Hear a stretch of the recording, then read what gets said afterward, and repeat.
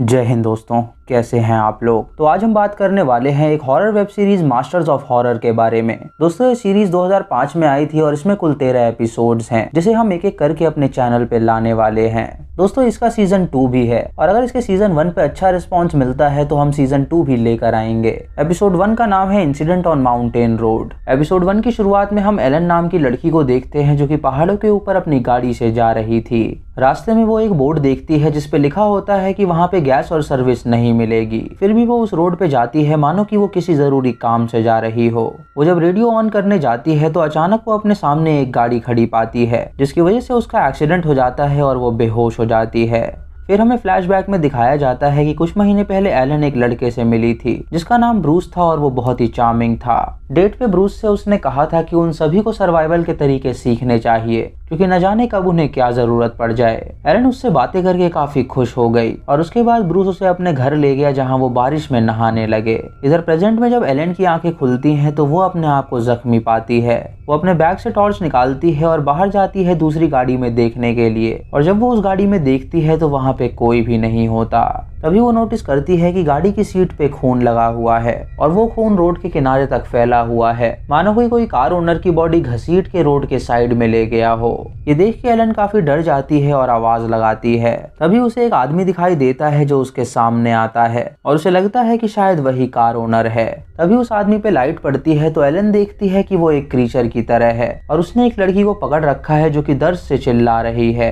ये देख के एलन घबरा जाती है और उसे पता चलता है कि कार ओनर वो लड़की है। वो आदमी एलन पे हमला कर देता है जिससे एलन नीचे गिर जाती है। वो आदमी अपने चाकू से फिर से उस पे हमला करता है तो एलन पहाड़ से नीचे कूद जाती है जिससे वो जख्मी हो जाती है, लेकिन अपनी जान बचाने के लिए वो वहाँ से भागने लगती है। वो ब्रूस की बातें याद करती है जहाँ ब्रूस ने उसे सिखाया था कि सर्वाइवल कितना जरूरी है। ब्रूस ने उसे बहुत सारी चीजें सिखाई थी और उसने उसे प्रपोज किया था शादी करने के लिए। इधर वो क्रीचर जैसा आदमी एलन को ढूंढ रहा होता है और एलन एक पेड़ के पीछे छुपी होती है अपनी जान बचाने के लिए। वो आदमी उसे देख लेता है और उस पे चाकू फेंक के मारता है, लेकिन एलन किसी तरह बच जाती है और वहां से भागने लगती है। तभी एलन एक कैंची निकालती है और ब्रूस के सिखाए हुए तरीके से वो एक ट्रैप बनाती है।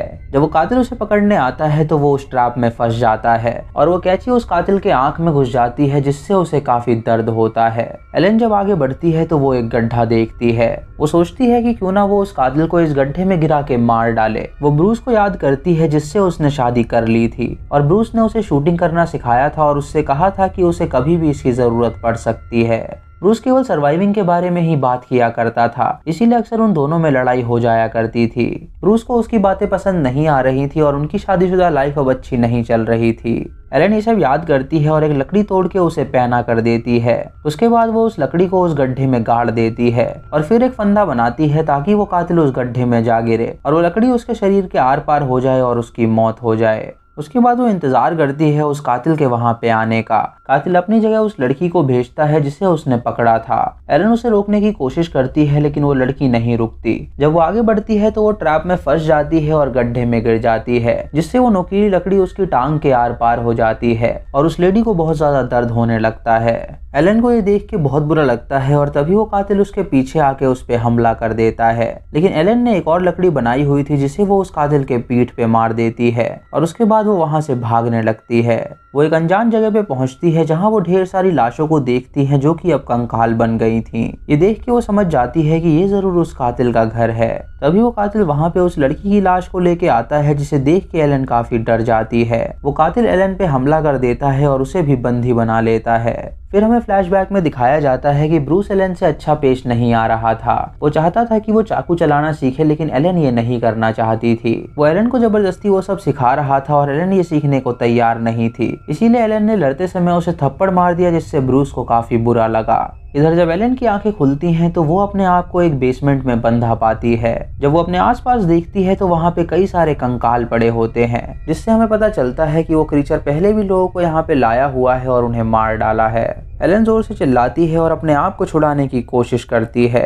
वहाँ पे एक बूढ़ा आदमी होता है जो एलन से बातें करने लगता है। वो एलन से कहता है कि उसका नाम बडी है और ये सारी लाशें उसकी दोस्त हैं। वो आदमी वहाँ पे सालों से बंद था, इसीलिए वो पागल हो गया था। एलन उससे कहती है कि वो यहाँ से बाहर निकलना चाहती है तो वो उसकी मदद करे। तो वो आदमी उससे कहता है कि वो यहाँ पे कई सालों से बंद पड़ा है। उसने उस कातिल का नाम मूनफेस रखा है क्योंकि उसका चेहरा पूरा सफेद है और उसके सिल्वर के दांत हैं जो कि अमावस की रात को बहुत चमकते हैं। एलन उससे कहती है कि आखिर उस आदमी ने उन्हें क्यों पकड़ा है। तो बडी उसे बताता है कि उसे लाश कलेक्ट करने का शौक है। वो यहाँ पे आए लोगों को पकड़ता है और उन्हें टॉर्चर करता है और उसके बाद वो उन्हें बांध के लटका देता है और उनकी लाशें सड़ती रहती हैं। एलन सुन के उल्टी कर देती है और उससे कहती है कि उसे यहाँ से बाहर निकलना होगा। वो आदमी उससे कहता है कि यहाँ से बाहर निकलने का एक रास्ता है, लेकिन वो उसे वो रास्ता नहीं बता सकता क्योंकि अगर उस कातिल को पता चला तो वो उसे मार डालेगा। तभी मूनफेस नीचे आने लगता है तो वो दोनों शांत हो जाते हैं। वो वहाँ पे आके लाइट्स ऑन करता है और उस लड़की की बॉडी को उठा के एक टेबल पे रखता है। वो उसके हाथ और पैर बांध देता है और एक मशीन को स्टार्ट करता है जो कि एक बड़ी सी ड्रिलिंग मशीन थी जिससे वो उसकी आंखों में ड्रिल करने वाला था। वो उस मशीन से उसकी आंखों में ड्रिल कर देता है जिससे उस लड़की की मौत हो जाती है। ये देख के एलन सदमे में आ जाती है क्योंकि उसने पहली बार किसी को टॉर्चर होते हुए देखा था। उसके बाद मूनफेस उस लड़की की लाश को एक क्रॉस पे लटकाता है और उसे ऊपर ले जाने लगता है बाहर गाड़ने के लिए। एलन मूनफेस से पूछती है कि आखिर वो ऐसा क्यों करता है, तो मूनफेस उसकी बात का कोई जवाब नहीं देता और वहां से चला जाता है। उसके जाने के बाद बडी उससे कहता है कि क्या वो यहाँ से निकलना चाहती है, तो एलन उससे हाँ कहती है। वो आदमी जोर से हंसने लगता है और उससे कहता है कि अब अगला नंबर उसका है। मूनफेस नीचे आएगा और अब वो उसके साथ वही करेगा जो उसने उस लड़की के साथ किया। ये कह के वो अपने हाथ ऊपर उठाता है और नाचने लगता है, जिससे एलन को पता चलता है कि वो बंधा हुआ नहीं है। एलन को वहाँ पे एक शार्प ऑब्जेक्ट मिलता है जिसे वो ले लेती है और उससे वो अपनी हथकड़ियाँ खोल देती है और आज़ाद हो जाती है। वो आदमी उसे आज़ाद देख के नाचने लगता है और तभी मूनफेस वहाँ पे आके उस पे हमला कर देता है। मूनफेस उसके गले पे लकड़ी रखता है और उसे उठा देता है और एलन वो शार्प ऑब्जेक्ट मूनफेस के पेट में घुसाती है जिससे वो जख्मी हो जाता है। मौका देख के एलन वहाँ से ऊपर जाती है और बेसमेंट को बंद कर देती है। तभी वो वहाँ पे एक बच्चे का कंकाल देखती है जिससे उसे पता चलता है कि मूनफेस ने एक बच्चे को भी मारा हुआ है। इससे वो काफी डर जाती है और दरवाजे से बाहर निकलने की कोशिश करती है, लेकिन मूनफेस ने सारे खिड़की दरवाजे बंद कर रखे थे ताकि कोई भी विक्टिम वहां से भाग ना पाए। तभी बेसमेंट से मूनफेस बाहर आता है और उस पे हमला कर देता है और एलन उससे लड़ती है और उसका चाकू लेके उस पे ही वार कर देती है। वो मूनफेस को खिड़की के बाहर धक्का दे देती है जिससे वो खाई में गिरने वाला होता है। वो पर्दा पकड़ लेता है जिससे उसकी जान बच जाती है, लेकिन तभी एलन पर्दे को काट देती है जिससे मूनफेस नीचे गिर जाता है और उसकी वहीं पे मौत हो जाती है। एलन को वहाँ पे गन मिलती है जिसे वो अपने पास रख लेती है और उसके बाद वो उस कैबिन से बाहर निकल के अपनी गाड़ी की तरफ जाती है।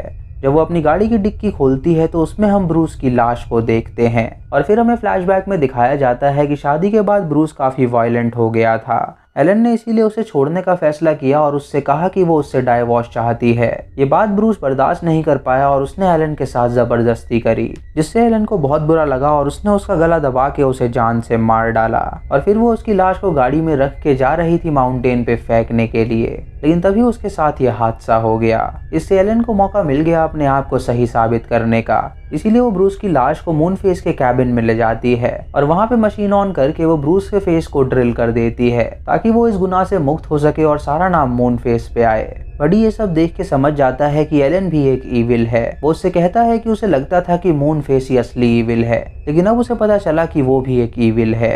एलन उससे कहती है कि वो पीछे कोई भी सबूत नहीं छोड़ना चाहती, इसीलिए वो बडी को शूट करके उसे मार डालती है ताकि वो पुलिस को ना बता सके कि ब्रूस को उसने मारा है। फिर वो ब्रूस की लाश को बाकी लाशों के साथ बाहर लटका देती है और अपनी गाड़ी लेके शहर की ओर जाने के लिए निकल जाती है। और इसी के साथ पहला एपिसोड यहीं पे खत्म हो जाता है।